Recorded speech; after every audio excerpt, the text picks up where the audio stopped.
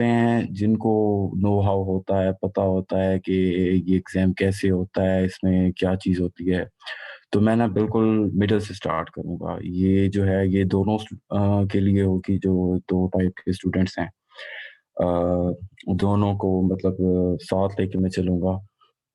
सबसे पहले तो ये मतलब हमारा एक फेडरल लेवल पे एग्ज़ाम होता है जो जिसको हम सीएसएस कहते हैं।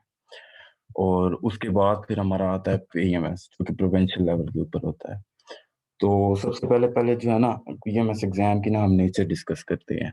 ये तो आप सबको अज़्यूमिंग मैं ये अज़्यूम कर रहा हूँ कि आप सबको पता है कि इसके अंदर जो है ना 12 सब्जेक्ट्स होते हैं और वो हर सब्जेक्ट जो है वो तकरीबन 100 और 200 मार्क का होता है। टोटल 1200 मार्क्स के सब्जेक्ट होते हैं और उसके बाद जो है एक 300 मार्क्स का वाइवा वाइस होता है जिसके बाद आपकी इवैल्यूएशन होती है।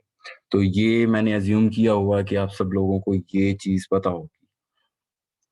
अब सीएसएस जो एग्ज़ाम है वो उसके अंदर कुछ चीज़ें डिफरेंट हैं और जो पीएमएस है वो उससे थोड़ा-सा हर जो जो भी सूबा है, आप केपीके ले लें, पंजाब ले लें, सिंध ले लें, बलूचिस्तान ले लें, इन सब के पीएमएस में ना थोड़ा-सा डिफरेंस होता है। जैसे फॉर एग्ज़ाम्पल पीएमएस के कंपल्सरी सब्जेक्ट में उर्दू होती है। अब पीएमएस का जो केपीके का एग्ज़ाम होता है उसके अंदर उर्दू नहीं होती। तो यहाँ पे अब जैसे पीएमएस में हमारे पास वही सेम जो केपीके का होता है उसमें सेम वही 6 सब्जेक्ट होते हैं हमारे पास जिस तरह सीएसएस के होते हैं, ठीक है? ये आगे मैंने लिस्ट भी किए हुए हैं उसके अंदर इंग्लिश प्रिसाइज कंपोज़िशन, एसे और करंट अफेयर इस्लामियात ये जो है ना इसके 6 सब्जेक्ट होते हैं। जनरल नॉलेज ओवरऑल जो है ना करंट अफेयर, पाक अफेयर, एवरीडे साइंस इनको मिला के ये हमारे पास सब्जेक्ट बन जाते हैं। तो सबसे पहले तो सब्जेक्ट कंपैरिज़न कर लेते हैं हम, ठीक है? अब नेचर इस तरह की डिफरेंट है कि मार्किंग क्राइटेरिया हो गया थोड़ा बहुत, जो हमसे क्वेश्चन पूछे जाते हैं जिस लेवल पे और थोड़ा-सा सिलेबस, बाकी पेपर जिस तरह एग्ज़ामिनर सेट कर रहा होता है, ये चीज़ें ना थोड़ी-सी पीएमएस में डिफरेंट होती हैं, सीएसएस की निस्बत। जैसे सब्जेक्ट कंपैरिज़न हम पहला सब्जेक्ट उठा लेते हैं एसे, ठीक है? अब ऐसे हम कंपेयर करें सीएसएस के साथ तो पीएमएस में इतना टफ नहीं होता। मतलब ऐसे सीएसएस में कंसीडर किया जाता है कि ये सबसे ज़्यादा टफ सब्जेक्ट है, ठीक है? और है भी नो डाउट, ठीक है?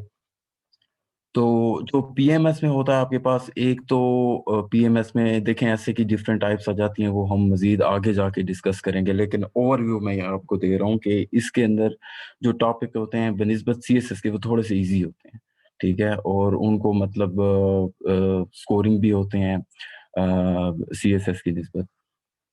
ये हमारा ऐसे हो गया। इसके बाद प्रिसाइज़ एंड कंपोज़िशन है हमारा, ठीक है?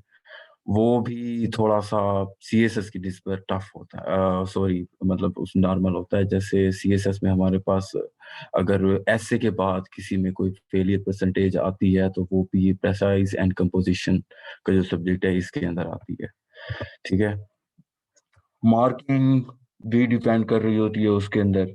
पीएमएस में काफ़ी मतलब आपको एज होता है। आप क्योंकि प्रोफेशनल लेवल पे दे रहे होते हैं एग्ज़ाम तो आपको एज होता है, उसके अंदर मार्किंग इतनी टफ नहीं होती जितनी सीएसएस में होती है। सिलेबस की एक मिथ है, सिलेबस में ये होता है कि आपके पास ना एक वो जो कंटेंट्स होते हैं कोर्स के आप अगर पीएमएस का सिलेबस जाके खोलें तो उसके अंदर वो कंटेंट्स उन्होंने कम किए होते हैं, लेकिन वो सिलेबस वही सारा रिपीट हो रहा होता है। जैसे कि फ़र्ज़ करें कोई एक सब्जेक्ट है वो सीएसएस में 200 मार्क्स का है, तो और पीएमएस में वो 100 मार्क्स का कर दिया, तो आप उसको वही 200 मार्क्स ही कंसीडर करें। देखें एक बात आप ये समझ लें कि ये जो कॉम्पिटिटिव एग्ज़ाम्स जितने भी होते हैं, इनके अंदर nothing is ever out of the course. वो आपसे कुछ भी पूछ सकता है। Examiner, FPSC, KPPSC, they have every right to ask you anything, anything. वो कोई बाउंड नहीं है कि आपसे आप उनको उनके ऊपर क्लेम करें कि जी ये तो हमारा आउट ऑफ कोर्स आ गई है ये चीज़ या फिर ये जो चीज़ है, ये तो हमने नहीं पढ़ी थी, ऐसी कोई चीज़ नहीं है, ठीक है ना? वो आपसे किसी फ़िल्म के बारे में पूछ सकता है, वो आपसे किसी मकबरे के बारे में पूछ सकता है, किसी भी बारे में पूछ सकता है, ठीक है? उसके बाद पेपर टाइप के ऊपर हम आते हैं, ठीक है? पेपर टाइप में देखें, जो CSS है, CSS में तो हमारे पास स्ट्रेट फॉरवर्ड 5 क्वेश्चन होते हैं टोटल। पहला क्वेश्चन हर पेपर में MCQs का होता है, अब तक जो ट्रेंड चला आ रहा है, ठीक है। और 4 क्वेश्चन हमें सब्जेक्टिव सॉल्व करने होते हैं। उसमें ये होता है कि आपके पास चॉइस होती है, टोटल 7 क्वेश्चंस होते हैं, उसमें से ना आपने तकरीबन 4 अटेम्प्ट करने होते हैं।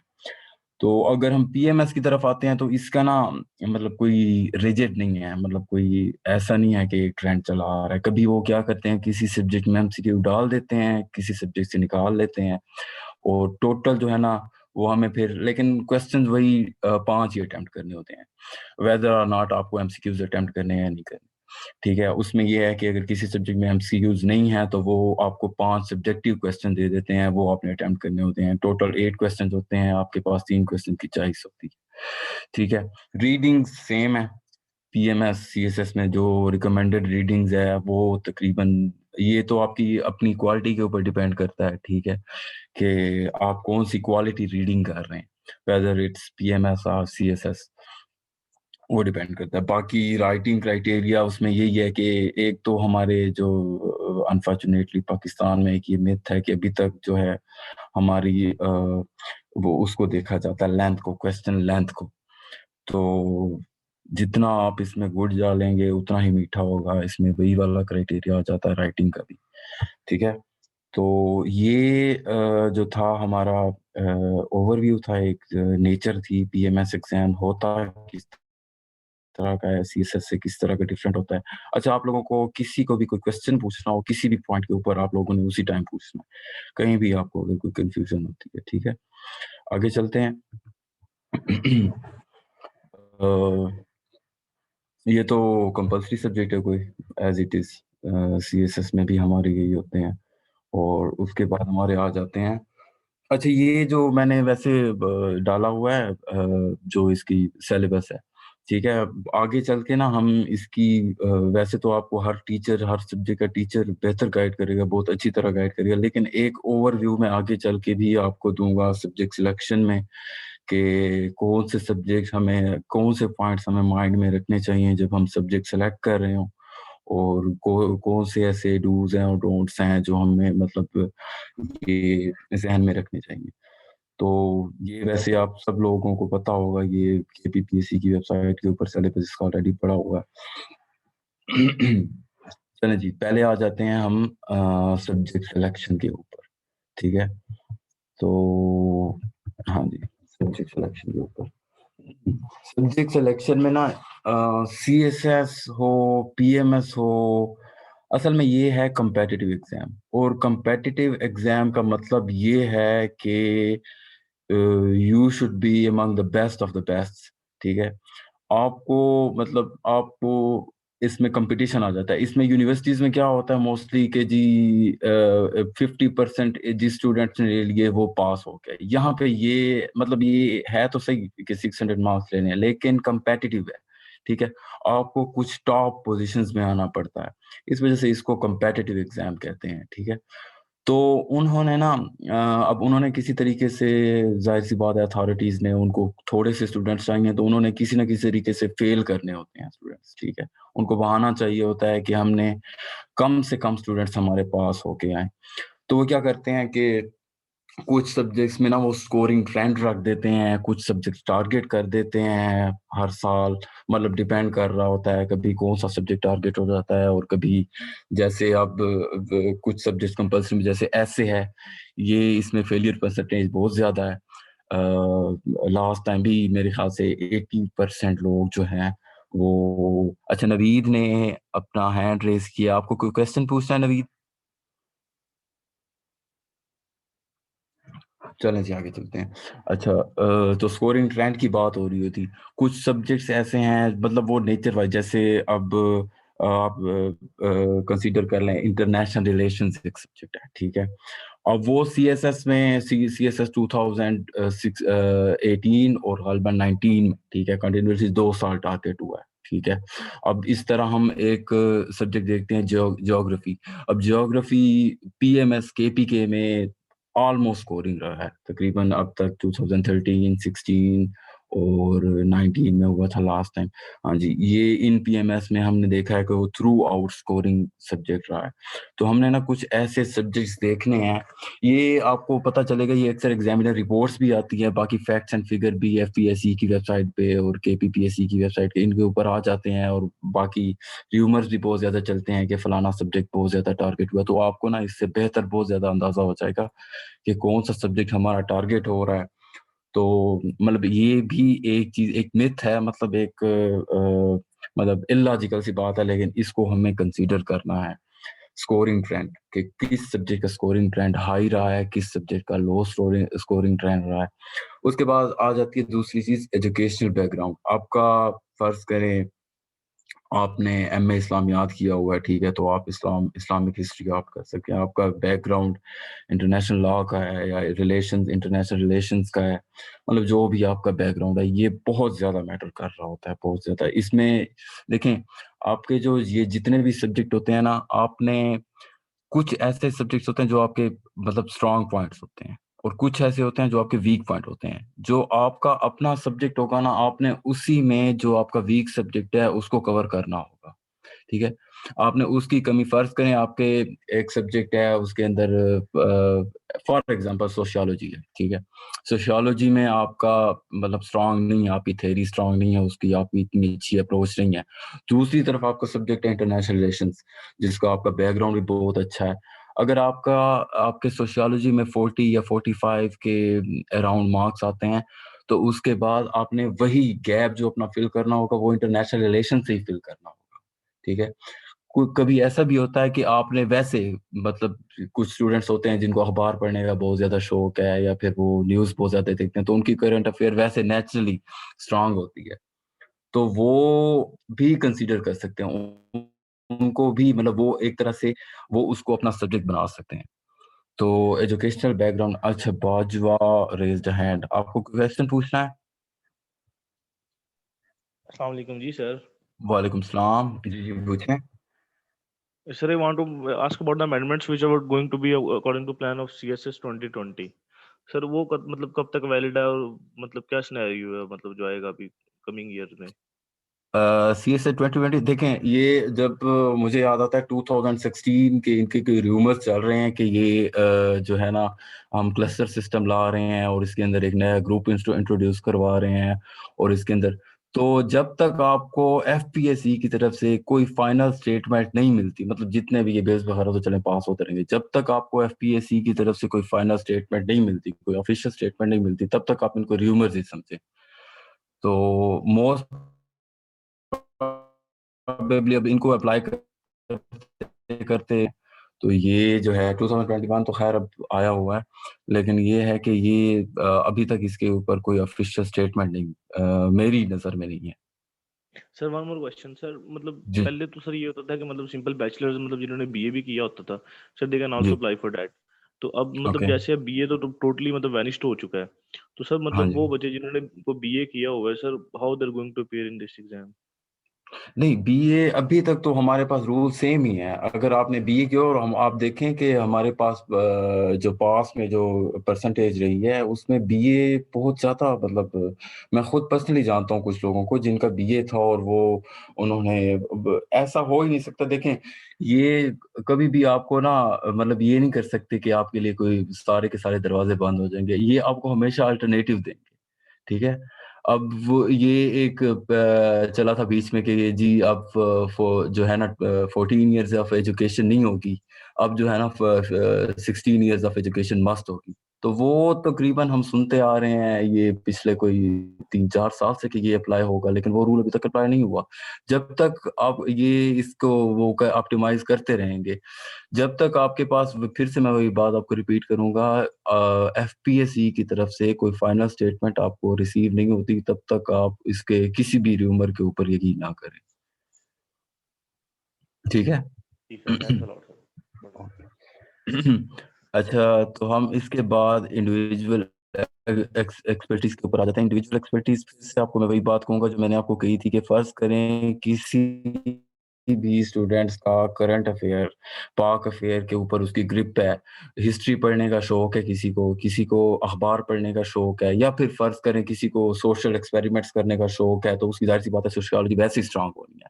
ठीक है, आपको हिस्ट्री पढ़ने का शौक है और आपको मतलब एक्सप्लोर करते रहते हैं चीजें, और तो आपकी नेचुरली आपकी पाक अफेयर स्ट्रांग होगी। ठीक है, तो ये चीज भी आपने अपने जहन में रखनी है सब्जेक्ट सिलेक्ट करते वक्त।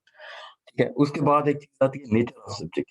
देखें, हमारे पास ना पीएमएस और सीएसएस दोनों में दो तरह के सब्जेक्ट्स होते हैं। एक होते हैं रट्टा मारने वाले, जिनको ना हम मतलब आपने एक चीज है वो पढ़नी है। ठीक है, अब आपने फर्ज करें अगर यूएस कॉन्स्टिट्यूशन है, यूएस हिस्ट्री का है, ठीक है, उसको आप कोई उसका कंसेप्ट नहीं बना सकते। आपने उसके 27 आर्टिकल्स पढ़ने ही पढ़ने हैं, तभी जाके आपको आएंगे, और वो 27 आर्टिकल्स किस बारे में ये भी आपको पता होना चाहिए। ठीक है, तो ये दो, अब आपने अपना देखना है कि आप रट्टा ज्यादा अच्छा मार सकते हैं, या फिर आप मतलब जाहिर सी बात है मोस्ट ऑफ द स्टूडेंट यही होते हैं कि वो चाहते हैं कि हमारे कंसेप्ट क्लियर हो, लेकिन कुछ स्टूडेंट्स ऐसे होते हैं जिनका नेचुरली जिनको चीजें याद रह जाती हैं। ठीक है, तो मैं उनको प्रेफर करूंगा, ये British history, European history, US history. ठीक है, ये सब्जेक्ट्स हैं, आप इनको देखें। एक बार आप कोर्स आउटलाइन सब्जेक्ट सेलेक्ट करने से पहले जरूर देखें, जरूर। ठीक है, बेशक आपको कुछ भी नहीं पता, आपको कोई किसी चीज का आइडिया नहीं है, आप कोर्स आउटलाइन के ऊपर जाएं, वहां पर देखें, सिर्फ गैस करने की कोशिश करें कि ये टॉपिक आखिर है क्या, क्या कहना चाह रहा है इसके बारे में, थोड़ा सा उसके ऊपर गूगल पे रिसर्च भी कर लें तो आपको थोड़ी समझ आ जाएगी। सेम वही कोर्स लेंथ आ जाता है हमारे पास। कोर्स लेंथ उसी से रिलेटेड है, तो जैसे मैंने नेचर ऑफ सब्जेक्ट की बात की है कि अक्सर सब्जेक्ट्स हैं बहुत ज्यादा, जैसे आप आईआर इंटरनेशनल रिलेशंस है। अब इंटरनेशनल रिलेशन सीएसएस में 200 मार्क्स का है और पीएमएस में है 100 मार्क का। ठीक है, तो 200 मार्क, अब कोई फर्क उसमें कोई चेंज नहीं है, पढ़नी आपने वही चीजें हैं सारी की सारी। अब पेपर 2 में क्या है, वो रशियन रेवोल्यूशन आ जाती है हमारे पास पहले, और वो सारी चीजें। लेकिन फिर मैं आपको कहूंगा कि केपीपीएससी और एफपीएससी, ठीक है, दे आर नॉट बाउंड। ठीक है, they can ask you anything, कोई इसका स्कोप नहीं है। तो वही वो सब्जेक्ट्स वही बन जाते हैं। तो यहाँ पे ना आपने थोड़ा सा स्मार्टली प्ले करना होगा कि कौन सा सब्जेक्ट छोटा है या कौन सा सब्जेक्ट बड़ा है, ये आपकी अपनी चॉइस है। ठीक है, ये थी हमारी थोड़ी सी सब्जेक्ट सिलेक्शन की चीजें। और सब्जेक्ट सिलेक्शन में किसी का कोई क्वेश्चन है यहाँ पे?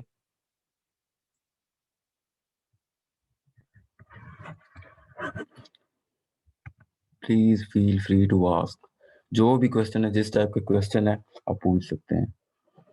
अच्छा, ये जो अगला है ना हमारा सब्जेक्ट प्रिपरेशन का, ये बहुत इंपॉर्टेंट है। ठीक है, एक सब्जेक्ट प्रिपरेशन और एक ये पेपर अटेम्प्टिंग का, ये दोनों बहुत इम्पोर्टेंट है।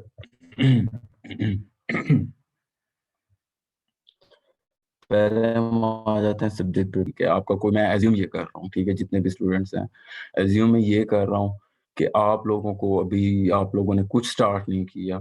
ठीक है, आप लोग बिल्कुल न्यू हो, कोई आइडिया नहीं है आपको। तो अब यहाँ पे आपने बिल्कुल स्क्रैच से स्टार्ट करना है। ठीक है, तो सबसे पहले जो आपको subjects, most of the student, मैंने जितने भी स्टूडेंट्स देखे हैं अब तक, मतलब मैं खुद जब था तो मुझे ये होता था कि मैं जो है ना करंट अफेयर से स्टार्ट, क्योंकि करंट अफेयर इंटरेस्टिंग का सब्जेक्ट है, सबको ये होता है कि यार इसमें पता चलता है कि दुनिया में क्या हो रहा है। या फिर पाक अफेयर आप ले लें। ठीक है, कुछ स्टूडेंट तो ऐसे होते हैं जिनको इस्लामियात या फिर इस्लामियात या फिर जो दूसरे हैं जनरल नॉलेज के सब्जेक्ट्स हैं, जनरल एवरीडे साइंस, वो भी उनको काफी अट्रैक्ट करते हैं। ठीक है, तो मैं आपको ये रिकमेंड करूंगा कि आपने अपनी मर्जी का सब्जेक्ट, बेशक आपका ऑप्शनल का कोई सब्जेक्ट है, कोई आपने बैकग्राउंड आप, ठीक है, कोई बुक्स के ऊपर, रीडिंग के ऊपर मैंने आगे जाके डिस्कस करना है, वो भी मैं आपको बताऊंगा कि रीडिंग कैसे आपने करनी है, मतलब कहाँ से आपने स्टार्ट करना है, बुक्स किस तरह, और वो सारा मैं आपको स्टार्ट करनी है। ठीक है, तो आपने अपनी मर्जी, इसमें कोई ये नहीं है कि आप पहले वो, हाँ एक बात है इंग्लिश ऐसे और कंपोजिशंस, ये दो ऐसे सब्जेक्ट्स हैं जो आपको साथ लेके चलने पड़ेंगे, ठीक है। ये ऐसे नहीं है कि इनका कोई स्पेसिफिक कोर्स हो कि आप कहें कि मैं मेरा 2 दिन या 3 दिन के अंदर खत्म हो जाए। ऐसे इज एवरीडे ग्रूमिंग, ठीक है। आपका दिन ब दिन आप जैसे राइटिंग करते हो, आप जैसे पढ़ते जाते हो, इसके साथ प्रेसाइज एंड कंपोजिशन है, वो भी उसके अंदर भी ऐसे है। वो ग्रामर है, उसके अंदर ट्रांसलेशन हो गई, ये करेक्शन हो गई, ये जितनी भी चीजें हैं ये आपको साथ साथ करनी पड़ेगी। ये नहीं कि आपने एक दिन कोई बुक उठाई और उसको सारे का सारा पढ़ा और वो आपकी उसी दिन खत्म हो गई सारी की सारी, ठीक है। अच्छा, what to read and what not, why recommended reading, ये बहुत इंपॉर्टेंट चीज है। आपको इसके ऊपर बहुत ज्यादा ख्याल है। मार्केट में आप चले जाएं, ठीक है, आप कभी किसी भी बुक शॉप पे चले जाएं, वो आपको, आप उसे कहें कि जी मुझे ना सीएसएस की कोई बुक चाहिए, फर्ज करें आप उसे कहते हैं मुझे सोशियोलॉजी की बुक चाहिए, आपको वो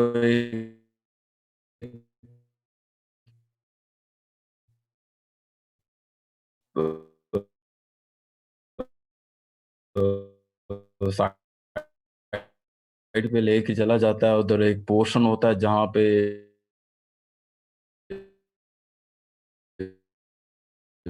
सीएसएस और पीएमएस की बहुत के भरमार लगे होते हैं और फलाने, आपने इसमें बहुत ज्यादा ख्याल रखना है, बहुत ज्यादा चूज करने के अंदर जो इससे नहीं दी होती, इसके ऊपर बहुत ज्यादा रिसर्च होती है। वैसे वो उसमें ये होता है कि बहुत बुक्स जो होती हैं वो काफी बड़ी बड़ी बुक्स होती हैं, अक्सर स्टूडेंट्स को मिलती भी नहीं है। अक्सर ये होता है कि सॉफ्ट कॉपीज में मिलती हैं, अक्सर हार्ड कॉपीज में मिलती हैं। तो उसके अंदर आपने ये नहीं घबराना कि यार इतनी बड़ी बुक मैं कैसे पढ़ूंगा और ये क्या, ये तो मैं नहीं पढ़ सकता। वो आप पे डिपेंड करता है, क्या पता आपको किसी बुक से थेरीज अच्छी मिल जाए, क्या पता आपको किसी आर्गुमेंट्स अच्छे मिल जाए, क्या पता आपको कोई एक टॉपिक मिल जाए। तो ये जो रीडिंग्स है ना, ये आपने बहुत वाइजली चूज करनी है अपनी। ये नहीं कि किसी भी एकेडमी की जाके या किसी भी उसकी, किसी भी एकेडमी की मैं बात कर रहा हूँ, ये नहीं कि मतलब कोई स्पेसिफिक एकेडमी की बात कर रहा हूँ, ये आपने बहुत ध्यान से चूज करनी है, ठीक है। उसके अंदर बहुत सारी चीजें डिपेंड कर रही होती हैं, उसी बुक को पढ़ के आपकी ग्रूमिंग हो रही होती है, आपको पता चल रहा होता है कि मैंने कौन सा एक्सप्रेशन लेना है। हर राइटर का अपना एक्सप्रेशन होता है, ठीक है, कोई ड्रामेटिक स्टार्ट करता है, कोई जनरल स्टार्ट करता है। तो आप जब वो बुक पढ़ते हो ना, तो आपके अंदर जहन में एक चीज बैठ रही होती है कि यार मैंने भी इस तरह की राइटिंग, आप जब राइटिंग करते हो ना बेसिकली, वो वही बुक्स पढ़ के होती है कि ये वाली बुक मैंने पढ़ी है, इसका ऑथर ऐसे लिखता था, फलानी बुक थी उसका ऑथर ऐसे लिखता था। आप बेसिकली उनके स्टाइल को कॉपी कर रहे होते हो, ठीक है। चलें, ये रीडिंग का हो गया। अच्छा, रेलिवेंट है, वही बात है फिर से, आपको बेशुमार बेइंतहा बुक्स मिलेंगी, ठीक है। उसके अंदर आपको अक्सर ये होता है कि आपका ना कोई टॉपिक जैसे करंट अफेयर हो गया या फिर पाक अफेयर, इनके टॉपिक्स तो आपको अखबारों से भी अक्सर मिल जाते हैं, लेकिन आपने रेलिवेंट रहना है, बहुत ज्यादा रेलिवेंट रहना है इसमें। इसमें बहुत ज्यादा चांस होता है कि स्टूडेंट्स ढूंढते ढूंढते कहीं और कोई और बुक पढ़ लेते हैं। जैसे अब फर्ज करें, अक्सर इस तरह होता है कि सोशियोलॉजी की मुझे याद आता है मैंने एक बुक मंगवाई थी, तो वो बुक किसी यूनिवर्सिटी की बुक थी, ठीक है, और उसमें मेरे रेलिवेंट कोई तकरीबन 3-4 थी, वो सारी सारी बेकार थी। तो इसका ये मतलब नहीं कि आपने एक बुक जो है वो ली है और वही आपने जो है ना सारी सारी खत्म कर रही है। अच्छा, राइट, आपने जो करनी है ना, क्वेश्चंस अटेम्प्ट करने हैं, वो आपने ये नहीं कि मतलब कोई भी उठा के, बेशक आप पहले स्टार्ट करें, अगर आप कोई इंट्रोडक्शन लिख रहे हैं, कोई क्वेश्चन अटेम्प्ट करें, उसका इंट्रोडक्शन वैसे आप प्रैक्टिस कर लें, लेकिन आपने इन द एंड अल्टीमेटली जो आपने राइटिंग करनी होगी वो विद रिस्पेक्ट टू क्वेश्चंस करनी होगी। आप जो टॉपिक पढ़ रहे हो, जो लिख रहे हो, आपको पता होना चाहिए कि मैंने ये क्वेश्चन क्या मैं अटेम्प्ट कर भी सकता हूँ या नहीं कर सकता। क्योंकि अगर आप क्वेश्चन अटेम्प्ट, आपको जब आप जब पहले पहले राइटिंग करोगे ना, तो आपको सबसे पहले बहुत मुश्किल होनी है, बहुत ज्यादा, मतलब दिल भी नहीं करेगा, आधा पैराग्राफ लिखा छोड़ दिया, लेकिन छोड़नी नहीं है ये। राइटिंग बहुत जरूरी है, राइटिंग आगे आ रहा है, राइटिंग के बारे में आपको मैं और भी बताऊंगा, ठीक है। Notes and outlines, be very selfish about this, ठीक है। नोट्स बेशक आप किसी को ना दो, ठीक है, क्योंकि ये कंपेटिटिव एग्जाम है, आपको दूसरे से यूनिक होना है किसी न किसी तरीके से अपने साथ वाले से। और इसके ऊपर तो मैं ये कहूँगा कि आप जितना सेल्फिश हो सकते हो जाओ, कोई बात नहीं है इसमें, कोई ऐसी वैसी बात नहीं। डेटा कलेक्शन, आपकी यही जो आपके सोर्सेज होते हैं बुक्स के, न्यूज़पेपर, करंट अफेयर और पाक अफेयर एक ऐसे सब्जेक्ट्स हैं, और इसके अलावा इंटरनेशनल रिलेशंस हो गया, यूएस हिस्ट्री हो गया, ये कुछ ऐसे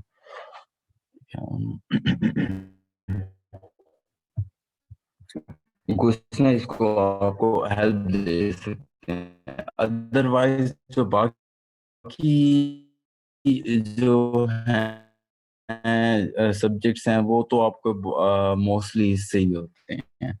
ये बुक्स वगैरह से आपको इनके मटेरियल इजीली मिल जाते हैं। आपने अपने क्वेश्चंस को एग्जाम्पलीफाई करना होता है, उसमें कोट्स देने होते हैं, उसमें डिफरेंट रेफरेंसेस देने होते हैं।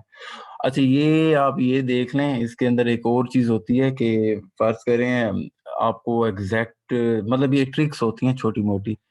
आपको कभी भी ये जो आप फैक्ट्स एंड फिगर लिखते हो, जरूरी नहीं है कि आप एग्जैक्ट आपको ऑथर का नाम आना चाहिए, ये वो। अगर आपने कोई अच्छी बुक पढ़ी हुई है और उसके अंदर कोई ऑथर का नाम है, आपको याद आता है, और उसकी कोई मतलब इस तरह की नजदीक, जरूरी नहीं है कि आपने इन्वर्टेड कामास के अंदर, मतलब आप उसका किया है कौन सा, ठीक है। यहाँ पे अक्सर स्टूडेंट्स ये होता है कि अगर, मैं तो यही कहूंगा कि अगर फर्ज करें प्रेजेंटेशन में, प्रेजेंटेशन बहुत ज्यादा मैटर करता है, राइटिंग खराब है और अगर आपको कायदा भी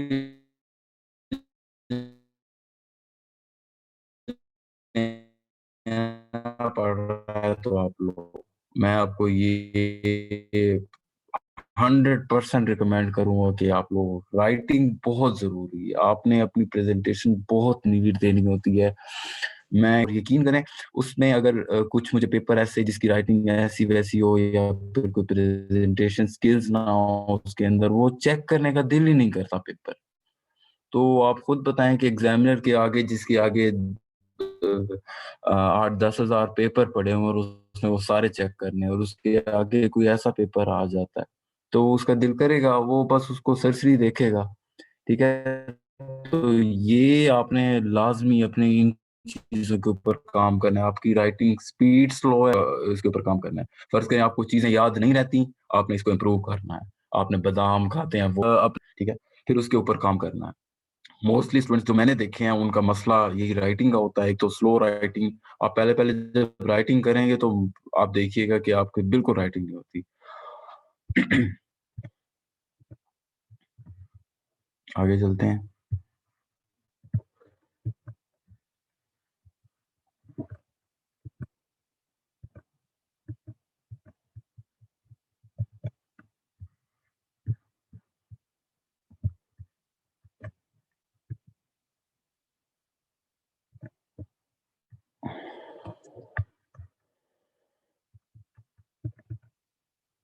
अच्छा, ये स्लाइड मेरे ख्याल से थोड़ी सी आगे पीछे हुई है। ये पेपर अटेम्प्टिंग का पार्ट आ गया, ठीक है। हमारे पास पेपर अटेम्प्ट कैसे करना है आपने, ठीक है।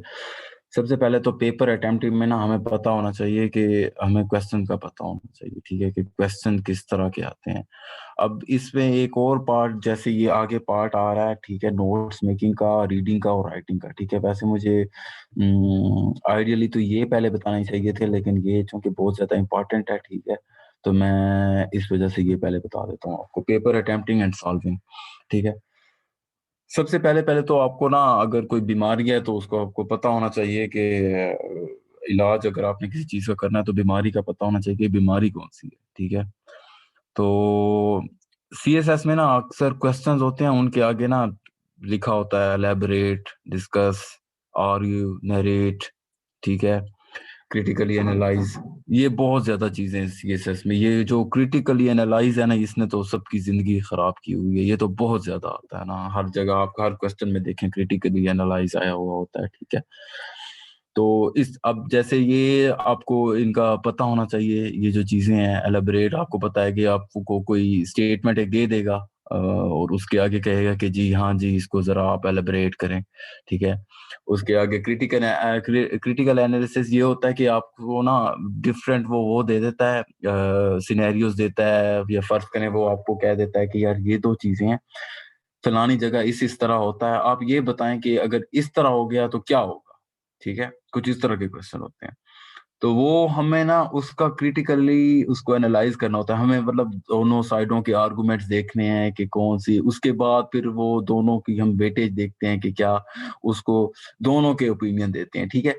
उसमें ये होता है कि पता दोनों चीजें होती हैं हमें, हम खुद ही क्वेश्चन पूछते हैं, खुद ही उनको आंसर कर रहे होते हैं। क्रिटिकल एनालिसिस में बेसिकली हो ये रहा होता है, ठीक है। दोनों उसको वेटेज दे के आखिर पे हम एक ओपिनियन देते हैं। ओपिनियन हमारा कभी भी बायस नहीं होता कि जी ये देखें, ये पॉइंट्स इसके हैं, ये पॉइंट्स इसके हैं, अब इसका ये जो है ना इसके एस्पेक्ट्स हो सकते हैं, ठीक है। उसके बाद डिस्क्राइब, डिस्कस, ये आम सी चीजें, कंपैरिजन एंड कंट्रास्ट, ये बहुत ज्यादा आता है, ठीक है। आपसे दो चीजें पूछ लेंगे कि आप ना इनका कंपैरिजन, फर्ज करें, जैसे मैं एग्जांपल दे रहा हूँ, जिन स्टूडेंट्स ने पढ़ा हुआ, इंटरनेशनल रिलेशंस में एक चीज आती है डेटरेंस, ठीक है। उसके बाद एक और कंसेप्ट है जिसको हम कहते हैं बैलेंस ऑफ टेरर, ठीक है। अब ये दो चीजें ना बहुत ज्यादा ओवरलैप करती हैं। और फर्ज करें एक और, जिन स्टूडेंट्स ने सोशियोलॉजी अगर पढ़ी हुई हो, ठीक है, तो उसमें दो, एक चीज आती है कल्चरल लैग और एक होती है सोशल लैग, ठीक है। ये दो चीजें आपस में बहुत ज्यादा ओवरलैप करती हैं, तो वो कहते हैं कि हाँ जी हाँ, आप ना हमें इसका ना कंपैरिजन करके दें। तो ये वाले क्वेश्चन ना थोड़े से मुश्किल होते हैं, एक ये और क्रिटिकल एनालाइज। अच्छा, इसके बाद एग्जाम्पलीफाई, वो कहते हैं कि जी हमें ना आपको ना एग्जाम्पल्स दे दे के इसके, बेसिकली ये होता है जैसे अब आप कोई ऐसे उठा लें, कोई कोटेशन बेस्ड ऐसे उठा लें। तो ये हेलो अरशद, आप इधर ही हैं? हेलो अरशद। हाँ जी जी जी सर। अच्छा अरशद, ये मेरे ख्याल से मीटिंग टाइम में कोई मसला आ रहा है ये, क्योंकि ये कह रहा है कि मीटिंग टाइम जो है वो हमारा मजीद 3 मिनट चलेगा। तो ये ये आप देख लीजिए। ये सर 3 घंटे की हमने मीटिंग रखी थी ना, ये शायद 40-40 जी। मिनट की री करेंगे वो आज। तो ये दोबारा इसी लिंक पे जब ये एंड होगी ना, क्लिक करेंगे दोबारा, ये ज्वाइन हो जाएंगे सारे, ठीक है। अच्छा अच्छा, चलें, ठीक ठीक ठीक है, ओके, थैंक यू। अच्छा, एग्जाम्पलीफाई हो गया, ठीक है। एग्जाम्पलीफाई में आपने स्ट्रेट फॉरवर्ड एग्जांपल्स देनी होती हैं। जैसे फर्ज करें कोई आप ऐसे उठा लें, ऐसे कोई कोटेशन बेस्ड ऐसे है, जैसे मैं कहता हूँ कि फॉर एग्जांपल एक ऐसे आता है कि every solution breeds new problems, ठीक है। अब इसका मतलब ये है कि हर जो हम सोल्यूशन देते हैं उसकी वजह से और मसले निकलते हैं, ठीक है, सबको ये पता है। तो मैंने ना इसको एग्जाम्पलीफाई करना है अब, ठीक है। एग्जाम्पलीफाई कैसे करना है कि अब कौन सा कोई ऐसा मसला उठाना है जिसकी, कोई ऐसा हल उठाना है जिसकी वजह से मसले पैदा होते हैं। फर्ज करें टेक्नोलॉजी है, ठीक है, टेक्नोलॉजी की वजह से जी बड़े मसले सॉल्व हो रहे हैं, बड़ा हर तरफ इजी, लाइफ बहुत इजी हो गई है, लेकिन इसकी वजह से ना साथ साथ लाइफ बहुत पर्सनल हो गई है, ठीक है। इम्पर्सनैलिटी बहुत ज्यादा हो, लोग आपस में मिलते जुलते नहीं है, ठीक है। कमरों में रहते हैं, जैसे पहले होता था, ये होता था कि बच्चे बाहर खेल रहे होते थे। तो मतलब ये एक सोल्यूशन की वजह से एक प्रॉब्लम निकल निकल रहा है। तो ये एग्जाम्पलीफाई में ना हमने इस तरह एग्जाम्पलीफाई करना होता है। अच्छा, आर्ग्यू आ गया। आर्ग्यू में आपका स्ट्रेट फॉरवर्ड, आपने ना दो स्टेटमेंट्स होंगी या दो, आपसे कोई वो ओपिनियन पूछेगा कि बताएं जी ये है और ये है, इसमें ठीक कौन है, ठीक है। ये मैंने वैसे वैसे आपको जनरल बता दिया। तो आपने ना इसमें आर्ग्यू करना होता है, दोनों साइड्स पे आपने आर्गुमेंट देनी होती हैं। अच्छा, नरेशन में आपके पास सिंपल, फर्ज करें कोई आपके पास वो इस तरह का क्वेश्चन दे सकता है कि जी बताएं जी फलानी जगह पे उधर जैसे व्हाइट हाउस में कोई कॉन्फ्रेंस हुई है, तो उसके बारे में आप बताएं कि उसकी क्या एस्पेक्ट। तो आपने वो पहले नरेट करना है उसको, उसके बाद उसके ऊपर एनालिसिस अपना बिल्ड करना है। तो आप बेसिकली नरेट ही कर रहे होते हैं सारे का सारा। अक्सर स्टेटमेंट बेस्ड आ जाते हैं। स्टेटमेंट बेस्ड में ये होता है कि आपको वो, जैसे इंटरनेशनल लॉ का मुझे याद आता है, एक पेपर आया था सीएसएस में 2014 में, ठीक है ना। वो थ्रू आउट उसने सारी की सारी स्टेटमेंट उठा के दी हुई थी और आके वो डॉट डॉट डॉट लगा के कि जी आप इसी को कंटिन्यू करें, ठीक है। या फिर आप जैसे फर्ज करें इंटरनेशनल लॉ में क्वेश्चन आया था, इंटरनेशनल लॉ इज ऑक्सीमोरोनिक, ठीक है। अब वो ऑक्सीमोनो आर्ग्यू, ठीक है, उसके आगे वो कह देता है कि आर्ग्यू। तो ये स्टेटमेंट होती है जो बेसिकली आपने उसी स्टेटमेंट को आगे कंटिन्यू करना होता है। अच्छा, 1 मिनट हमारा रह गया, आप सबने ना 1 मिनट के बाद वापस मीटिंग ज्वाइन करनी है। ये कोई इश्यू आ रहा है, अरशद कह रहे हैं, तो इस वजह से ना हमें 1 मिनट के बाद मीटिंग दोबारा से ज्वाइन करनी पड़ेगी। अच्छा, आखिरी वाला डिस्कस करते हैं हम। ओपिनियन बेस्ड में ना थ्रू आउट आपने अपना ओपिनियन तो देना होता है, लेकिन ये बात आपने बहुत ज्यादा जहन में रखनी है कि ओपिनियन में कभी भी आप ये नहीं कह सकते कि जी मैं ये कह रहा हूँ। आपने हमेशा यहाँ पे CSS PMS जो भी एग्जाम है इसके अंदर आपने बंदूक दूसरे के कंधे पे रख के चलानी है, ठीक है, कि मैं जी फलाना ये कहता है, फलाना वो कहता है, फलाना ये कहता है, इस वजह से इसका ओपिनियन इस वजह से